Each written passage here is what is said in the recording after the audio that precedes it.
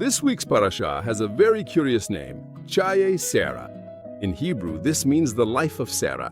But the Parashah doesn't start with her life, it starts with her end. The first thing we read is, "And the life of Sarah was 127 years, and Sarah died." So why call this portion the life of Sarah?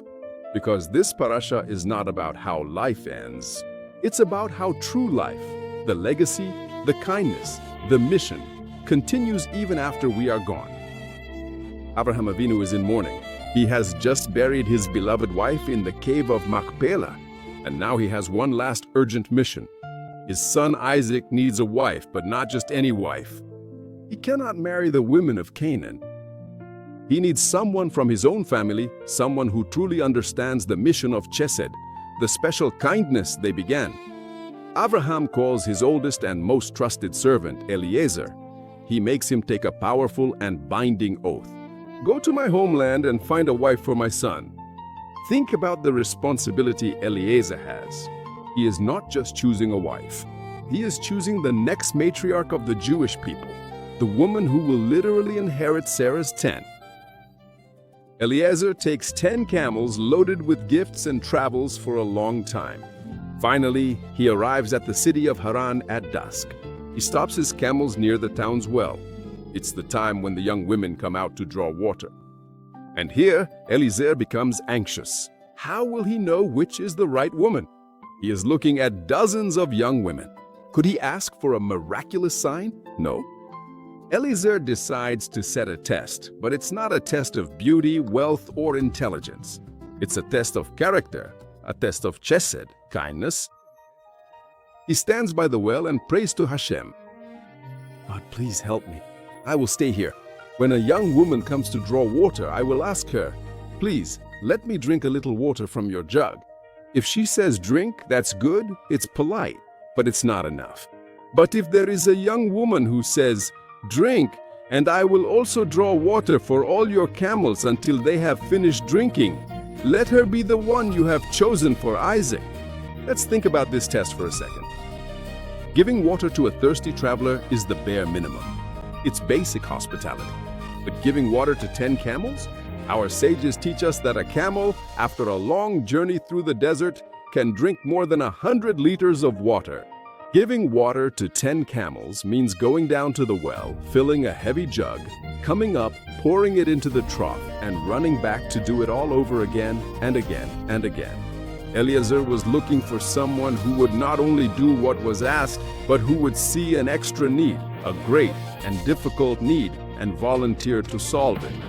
The Torah tells us that before he had even finished speaking, a young woman named Rebecca, appeared.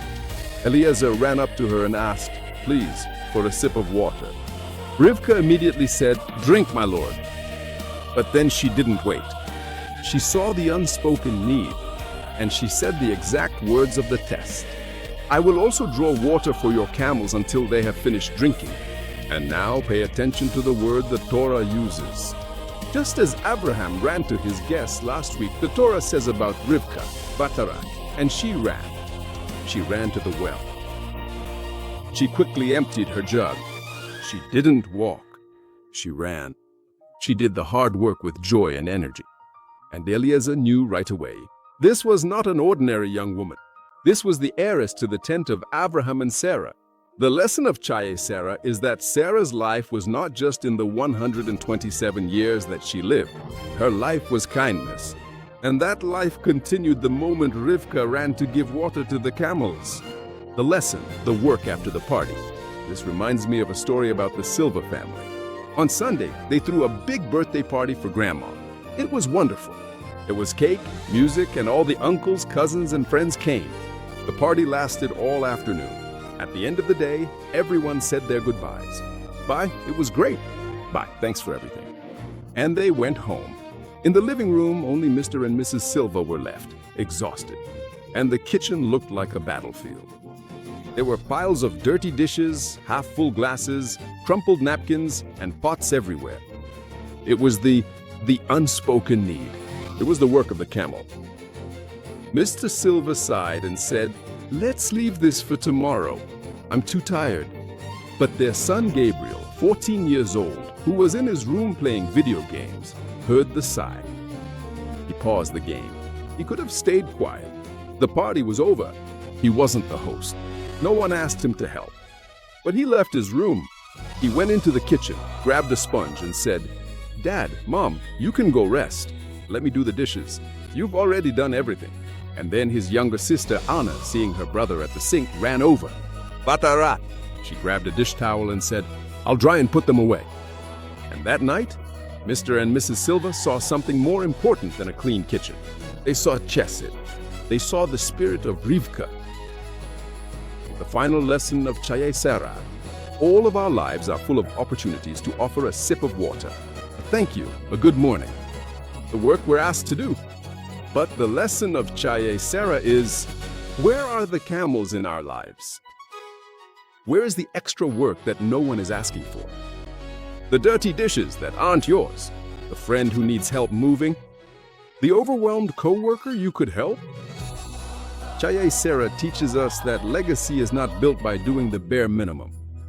Legacy is built when we see the thirsty camels, and instead of waiting to be asked, we run to the well.